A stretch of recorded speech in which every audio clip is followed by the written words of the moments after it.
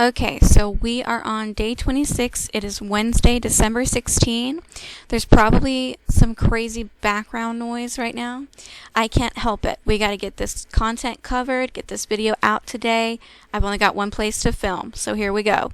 We're on day 26. This is page 1. Your pattern right now is that you've got about 4 pages of content per day. So this is page 1, page 2, page 3, page 4. And page 4 is really honestly what I want to focus on today.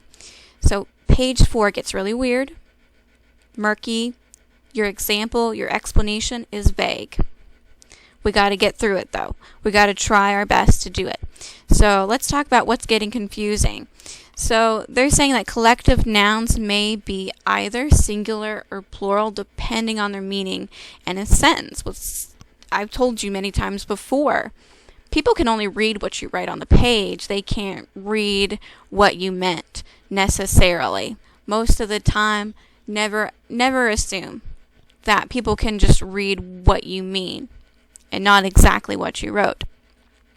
You get down here to example 1, and they say the audience are slowly finding their seats in the theater. So that's going to be really confusing to you up front. Let me tell you about how this works. The audience is one group. So my brain instinctively, and your brain too, will want to say that the correct version of this is are. What are you talking about? This is are. But what they're saying is that you are using context on both sides of that verb. So here's the verb. We got this side over here and we got this side over here. The audience is one, generally speaking. You get to the other side and you see that context of, well, they're saying that there is consistently plural, which is outdated. It's incorrect. I saw a video yesterday of them talking about the pronoun there exclusively as something plural, and that is just not true in English. It's just not true. But for the context of this page, it's plural. So we just kind of have to live in that world of it is plural. They mean for you to see that as plural. So then you've got seats. That's also plural. So we've got a lot of plural context over here. Let's go back to your example, your very vague example that they really don't explain to you. They really don't give you much to work with. You've got the jury has reached a verdict. That's singular. That's one group. That group is one thing. Well, then here you've got the jury.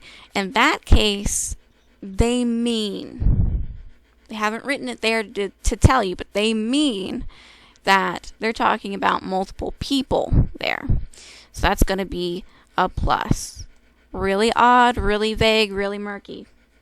It's kind of like dealing with irregular nouns, irregular plural forms. And what I mean by that is things like deer and sheep.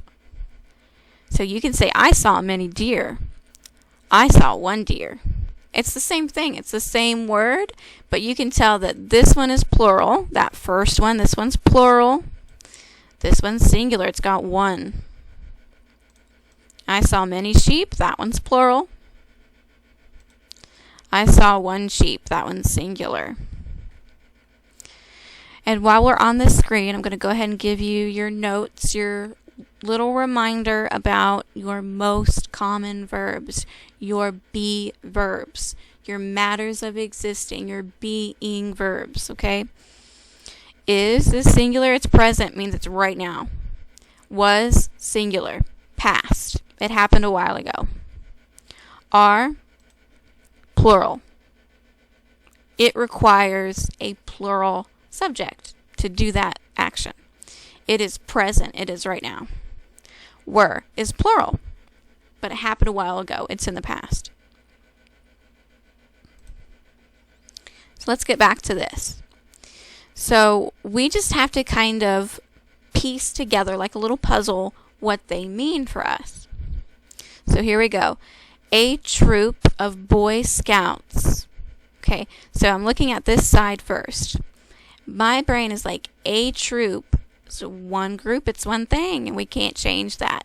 But your brain might say, of Boy Scouts. Well, we can't forget that when you get to that prepositional phrase, when you're talking about subject-verb agreement, and your focus that day is subject-verb, when you get to prepositional phrases, that prepositional phrase usually just falls away. A troop is a welcome sight. A is one, sight is one. One, one, one, one, one. They all agree, they all match, and it's good to go. This one right here, they're more worried about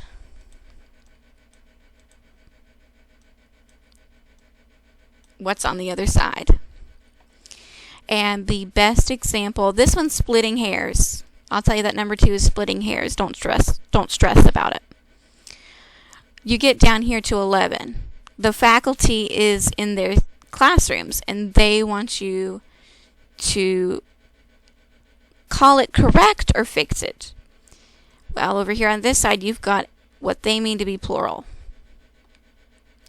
So they want you to change this one to are. The faculty are in their classrooms, because is doesn't work in the context that they are creating, in that world they are creating. It doesn't work. My whole family, that's one group. That is one group.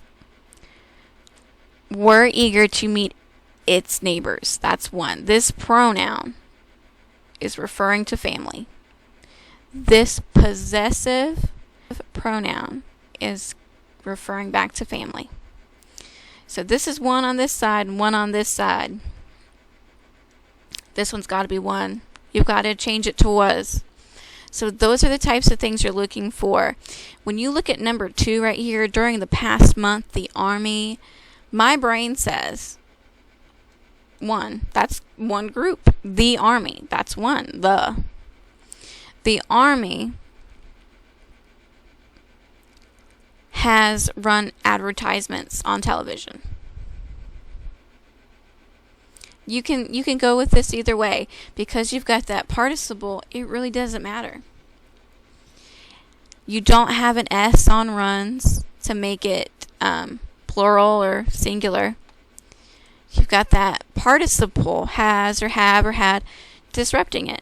So honestly, either way you go here, it's perfectly understandable what you mean. You might mean this to be one group. You might mean this to be multiple people, like deer and sheep. So we just kind of have to live in whatever world you're creating there. Let's look at number 3 just to double check our understanding. A swarm of, that's that preposition there, bees, they throw those in there to confuse you. Just let it fall away. A swarm, that's one, is in the hollow log over there. There's no context left on the other side to tell you about number, to refer back to the number on this side. So you're good to go on that one. So go with is. Clean this up a little bit. The visiting band. Now this one's really weird too. The visiting band, my brain is saying that's one. The visiting band is staying with families. Once you get to our, which is a multiple, right? That's more than one.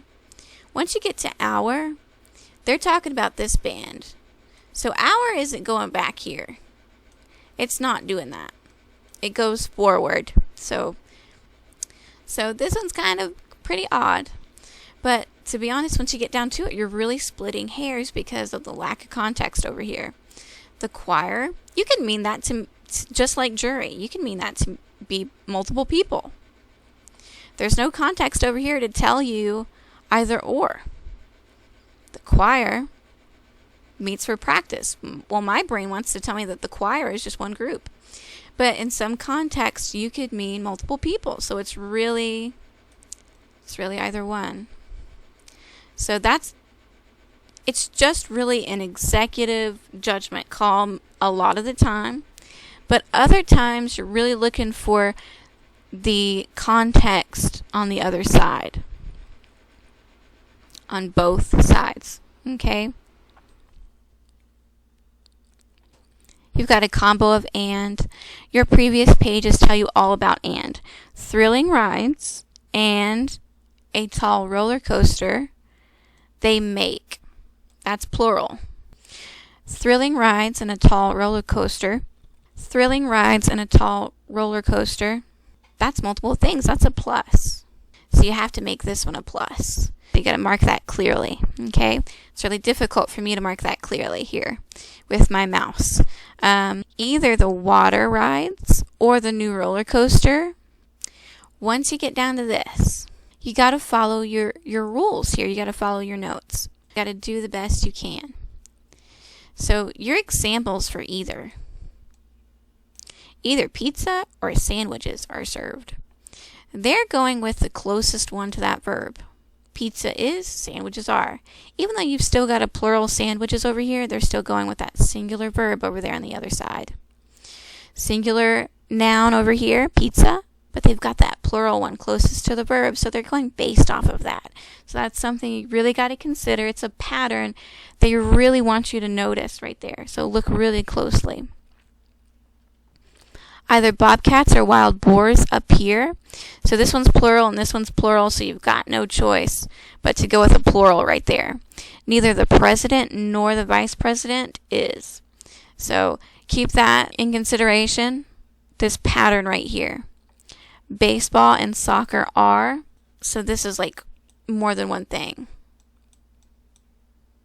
These sports are Simon's favorite sports, and you've got that context over there to let you in on the secret over there. Then let's take a look at these rules. Subjects joined by and generally take a plural verb. Kind of get down to a point where you're splitting hairs, but generally speaking, go ahead and go with that, and that's your example right here, baseball and soccer. These sports are. Singular subjects joined by or nor take a singular verb. Plural subjects joined by or nor take a plural verb. When a singular subject and a plural subject are joined by or nor, the verb agrees with the subject that is nearer or nearest the verb. So these are your notes. These are your rules. You are obligated to pay attention to them, to use them over and over. And then they give you your patterns, your examples. Follow those patterns, recognize those patterns, and use pattern recognition to get through all of this. Same goes over here. Same exact rules, 16C, 16D, 16E. Same exact rules, 16C, 16D, 16E. So we get to Indefinite Pronouns B, you got 16B, you got that rule. And that's a rule we talked about previously anyway. Some indefinite pronouns are singular, others are plural. Certain indefinite pronouns may be either singular or plural, depending on how they are used, depending on your context, just like we talked about before. An indefinite pronoun refers to a person, a place, a thing, or an idea that may or may not be specifically named. Usually in your own writing, go ahead and keep it specifically named. So we got that covered. Let's look at these patterns. Singular. Everybody likes Coach Win. So this isn't saying people like. This is a singular group. This is one entity, one thing. Someone likes Coach Win. So you could kind of go with that. You could go with everyone likes Coach Win. Plural. Few know of the job opening. And then you've got these ones that are either singular or plural. And it really kind of depends on this phrase. So this would be a scenario where that prepositional phrase doesn't fall away. It really matters what's nearest to the verb. Just like this right here. What's nearest the verb. So you really just have to try your best, make a judgment call. Whatever you write out, read it aloud and double check it. And then check in with your number right here. So was, that's singular, that takes one. Let that fall away. Let that consider it. But when you're thinking about your number, really just consider what's over here. Kind of let that fall away. Check in with it, and then check in with it actually still there. And you just got to make a judgment call. Work through it the best you can. Does, want. So kind of check in with this verb right here. You can use common pronouns like he, she, it, they. They want works. She want doesn't work. So we can generally go with this doesn't work with a singular pronoun.